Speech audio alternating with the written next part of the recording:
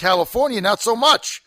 Joining us now, Republican Congressman from the 4th District of the Golden Bear State, Tom McClintock. Now that he's a Republican, and that represents his district, just to get an idea, kind of west of Sacramento and east of Reno. So kind of that northwest central type area of CA, if you will. Congressman, great to have you with us, sir. Well, it's good to be with you. Thanks for having me. Hey, we've got a lot of national issues to go in, but, we're on the East, and we've heard now for weeks about water shortage in California, and you can't have any grass, and Governor Moonbeam putting all sorts of restrictions out and then getting mad because people wouldn't follow his guidelines. What's the deal there? Well, it's pretty simple. Droughts are nature's fault. They happen, but water shortages are our fault. We have not built a major reservoir in California since 1979, and meanwhile, the population of the state's nearly doubled. Everybody thinks the Colorado River is the big river in the West. Actually, the Sacramento River is bigger. The difference is we store 70 million acre-feet on the Colorado. We only store 10 million acre-feet on the Sacramento. We lose most of the rest of it to the Pacific Ocean every year. So this was a choice that we made by adopting radical environmental laws that made the cost of new dam construction prohibitive. And we're dealing with the results now. So what happens now? Well, we pray for rain, which means that a policy that's based on prayer is not much of a policy. Right. We're not going to solve our water shortage until we begin building more dams, and we're not going to be able to build more dams until we overhaul the radical environmental laws that are making them impossible to build. Congressman McClintock, let's get to the USA Freedom Act that finally got through the Senate yesterday. Did the Senate do the right thing or not? No, it did not. It adopted a measure that is a distinction without a difference from the notorious Patriot Act that had already been ruled illegal, and it's facilitated the warrantless search of the phone and Internet records of millions and millions of Americans. This is what the Fourth Amendment was specifically written to forbid. The only difference between the two acts that I can see is that under the old so-called Patriot Act, the NSA collected this data directly for perusal. Under the Freedom Act, it merely orders phone and Internet companies to maintain this data for government perusal. That's a distinction without a difference. John Adams believed that the thing that started the American Revolution were the general warrants, the writs of assistance that the British Crown issued that allowed the indiscriminate searches of the colonists' property and their personal records and papers. The Fourth Amendment was specifically written to assure that abuse was never revisited upon this continent. And that's what the Patriot Act and now the Freedom Act have undone. Well, and the other thing, and of course we're in lockstep on this issue because I was proposed to the Patriot Act, son of Patriot Act, renewal of the Patriot Act. And really what this Freedom Act is, as you said, it's just a change in name only. Because at the end of the day, the FISA court basically stamps any request at all. So they'll make the request, they'll get it all moved over. As far as protecting our liberties and privacies, I don't see a change. Well, not only that, but it provides for warrantless searches of Americans who happen to be in communication with foreigners.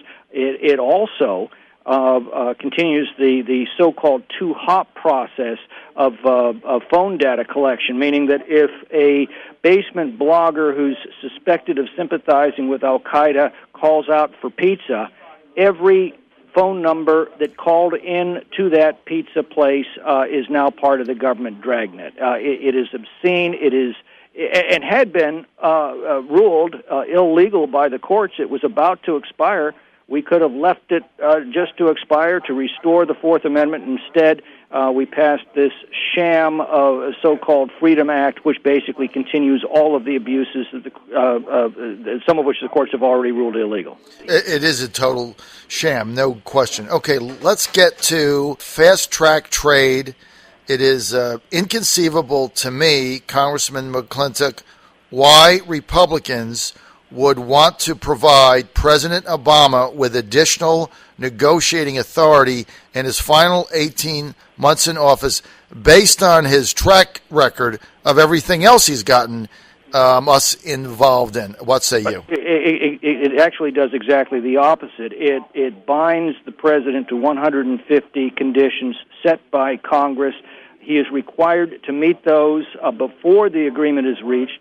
If and only if he meets Congress's objectives, will Congress then agree, not necessarily to pass the agreement, but only to vote on it after the American people have had 60 days to review it and have a great big debate over it.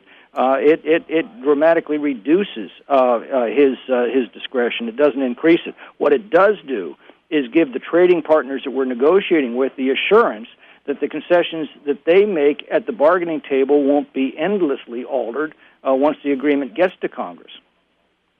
Now, let me put it this way. Let me just imagine how absurd it would be to try to buy your car by negotiating with 535 salesmen. It can't be done. You negotiate with one salesman who's already working with conditions that have been set by management. When the negotiations are complete, the salesman takes it back to the manager, and if he's met all of those conditions, then the manager decides whether to approve the deal. That's the TPA in a nutshell. Well, Congressman McClintock, why is conventional wisdom saying that if TPA were to pass Congress, then that's basically the pathway for the Trans-Pacific partnership deal to also gain approval? Why are people saying that they go hand in hand? Well, the TPA is a process, by the way, that is not new. We've been using it since the 1930s to arrange trade agreements with foreign countries. That authority lapsed years ago, and the result is America has been shut out of trade agreements around the world. There have been 48 trade agreements with Asian nations since 2000. America has been part of only 2 of them. China is writing the rules while we're left behind. All this measure does is restore a time-tested practice that until now has not been particularly controversial. It's controversial now because those on the left, MoveOn.org, Code Pink, SEIU, Greenpeace, such stalwarts as Elizabeth Warren and Charlie Rangel and Harry Reid, they are protectionists. They do not like free trade. And by the way, if you don't like free trade, you don't like the TPA. The TPA is what makes free trade possible, and free trade is what makes prosperity possible. More markets for American products means more jobs and higher wages for American workers, and more products that are entering our economy means more consumer choices and lower prices. TPA is the necessary prerequisite to get these trade agreements before the Congress. Without the TPA, these trade agreements will not come before Congress because they will not be finalized. Our trading partners have made that very clear.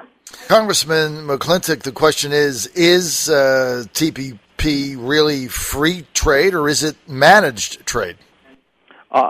To be honest, that's a matter that we have yet to determine. We will not be able to determine that without the TPA because it will never come before us. That's the whole point. The Trade Promotion Authority is what makes it possible for us to negotiate agreements with other countries. Without TPA, we don't have those agreements. So if you want to know the answer to that question, and I do too, that's why, once the TPA is in place, and once the TPP, the first of the trade agreements likely to come through under TPA, once that is finalized, it has to be published for 60 days. Congress then makes a determination whether all of those conditions are met. If they're not met, the deal's off, and Congress can amend it any way it likes. If all of those 150 objectives are met, then after 60 days of public review, public debate, congressional debate, then and only then does Congress not necessarily approve it, but simply vote on it up or down. Congressman McClintock, let's get to the ISIS situation right now. It's debacle after debacle after debacle. How many times are we going to keep sending over arms, sending over money, etc., where the Iraqi army, when they're pressed, first their officers run away, then they run away, leave their weapons behind, paid for by taxpayer dollars, into the hands of ISIS? How many times are we going to get burned by this over and over before finally we stop it? Yeah, you would think we would have learned by now that if we put our young people in harm's way, we owe it to them to put the full resources and might of this country behind them and give them our government's complete and undivided attention, give them the latitude and the resources to get it over with just as quickly as possible. We've been piddling around there now for since 9/11.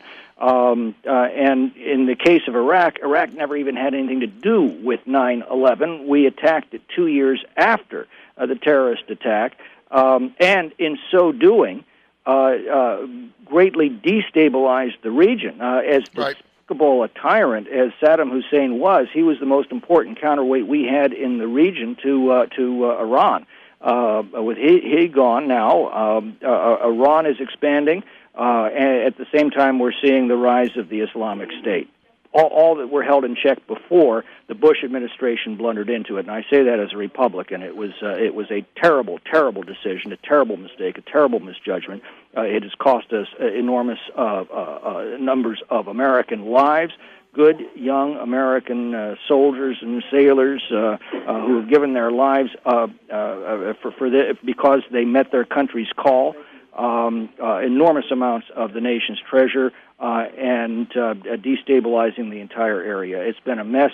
The lesson we should bring out of this is if we're not prepared to go in there with everything we've got, we should not go in there at all. What we ought to be doing is looking at the Kurds who are desperate for small arms and who have every incentive to stop the Islamic State. Jordan is begging for nothing more than aircraft parts to keep their aircraft flying. We ought to be providing that. Instead, we continue, as Churchill once said, resolute to be irresolute. Well, that was certainly the disaster of our time. We had U.S. Senator Mark Warner from Virginia on our show the other day, and he said, maybe it's time to breaking up Iraq might not be the end of the world. Maybe that's not such a bad thing. What do you think of that? Well, I think we've done enough meddling over there. I think what we need to do is recognize that there are foreign governments that have a tremendous incentive to stop the Islamic State and are competent to do so. Again, I look at the Kurdish Peshmerga, I look at the Jordanian government, I look at the Egyptian government. We ought to be assuring that America remains the great arsenal of democracy, that they have all of the resources that they need to pursue that fight. But unless we are willing to go all in, I firmly believe that we owe it to our young people in the military not to put them in harm's way unless we're ready to back them with everything we've got. So either go all in or stay out. Or stay out, just as we've been saying. Okay, we're exact lockstep on that. Either go all in or leave, because what we're doing now is obviously a disaster. And by the way, you remember the days after the 9/11 attack. Yes. That was an attack by a terrorist group that had the support and protection of a foreign government, the Taliban government of Afghanistan. That was our nation's Pearl Harbor. But instead of doing what FDR did before the Congress when we were attacked in 1941 and pledge all of the resources of the country to win through to absolute victory, we had a president who came before Congress and said, well, we're going to track down every one of those terrorists and bring them to justice. In the meantime, the rest of you need to go shopping. That was an attack. Can you imagine Franklin Roosevelt saying, we're going to track down every one of those Japanese pilots and bring them to justice, and while we're doing that, the rest of you go shopping? I don't think World War II would have worked out very well for us had we had that kind of leadership. Unfortunately, we were cursed with it in 2001, and we've been dealing with the aftermath ever since. And my only problem with Barack Obama is not that he changed Bush's policies. He took the worst of those policies and doubled down on them.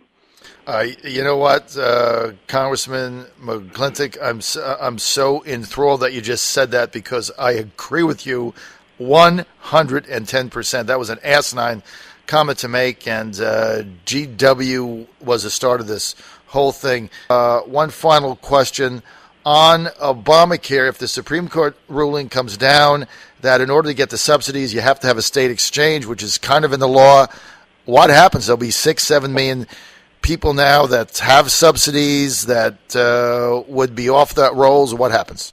Well, the whole system is collapsing on itself, and that's just one aspect of it. I mean, the deductibles have absolutely crushed families that thought they had coverage. Families are no longer able to find providers because providers are opting out. This whole system is collapsing on itself. The King v. Burwell decision pending before the Supreme Court is just one aspect of that. We've got to recognize this is not working. Now, there were some big problems with the old system, and we need to go back and fix those problems. We give enormous tax credits and incentives to companies to go out and select a plan for their employees that their employees are stuck with. And if they leave their employment, they lose their health insurance. Why don't we give those same tax advantages to the employees themselves so they can afford to go out and buy a plan that best meets their own needs, that they can own, that they can take from job to job, and that they can fire if it no longer serves their needs? Why don't we restore to them the freedom to shop across state lines? If they can find a better policy at a lower price in another state, why can't they buy that policy? They can for their auto insurance. Why not for their health insurance?